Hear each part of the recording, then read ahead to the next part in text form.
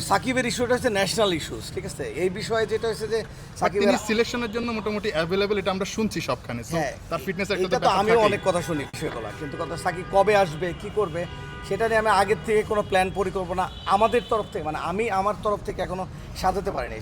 সে যখন দেশে আসবে, বিসিবি যখন তাকে মনে করবে যে he is ready to play, তখন আমরা তাকে নিয়ে একটা প্ল্যান করব। সাকিব নিশ্চয়ই দেশের বাইরে থাকলেও ও ইন্টারন্যাশনাল স্টার, সে তার ফিটনেস মেনটেন করে। আমি কিন্তু প্রত্যেকটা প্লেয়ারকে ফলো করার চেষ্টা করি, ওদের কি দিচ্ছি আমি সেটা আসলে যতটা বড় কথা, আমি ফলো করার চেষ্টা করি। সাকিব কিন্তু প্রতিনিয়তই আমি দেখলাম যে ট্রেনারের সাথে অ্যাক্টিভিটি চলতেছে, আমি এগুলো খেয়াল করি সবসময় যে আমাদের আপনার সঙ্গে পার্সোনালি কথা হয় কখনো? না, আপাতত পার্সোনালি কথা হয় না, বিভিন্ন অকেশনে হয়তো হাই হ্যালো হয়, খুব একটা বেশি আসলে হয় না। কিন্তু ওইটাই মূলত বিষয়, সাকিব যখন দেশে আসবে, সব ক্রাইটেরিয়া ফুলফিল করে যখন আসবে, বাংলাদেশ ক্রিকেট বোর্ড যখন মনে করবে ইজ রেডি টু প্লে আর রেডি ফর দ্য সিলেকশন, টাইমটা অনেক কম থাকবে, যেটা আপনাদের ফিটনেসের একটা ব্যাপার থাকে, যেটা নিয়ে কাজ করতে হয়। সো তাকে তো এখন থেকে মনিটর করাটা খুব বেশি স্বাভাবিক আমার কাছে মনে হয়। হ্যাঁ, আপনি ঠিক বলছেন, মনিটরিং করাটা বিষয়। কিন্তু কথা হলো সাকিবরা আমরা এখানে থাকলে যা মনিটর করব, তার থেকে বেশি মনিটরিংয়ের উপরে সাকিব আছে, ঠিক আছে।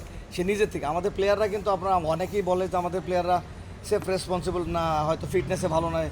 তারা কিন্তু আসলে তাদের এখন আমি দেখতেছি যে তারা ফুড সম্পর্কে সচেতন, তারা ট্রেনারের সাথে আমাদের সাথে সবসময় যোগাযোগ রাখে, তারা ফিজিওর সাথে সবসময় টাচে থাকে, সবসময় একজন ফিজিওর আন্ডারে থাকে।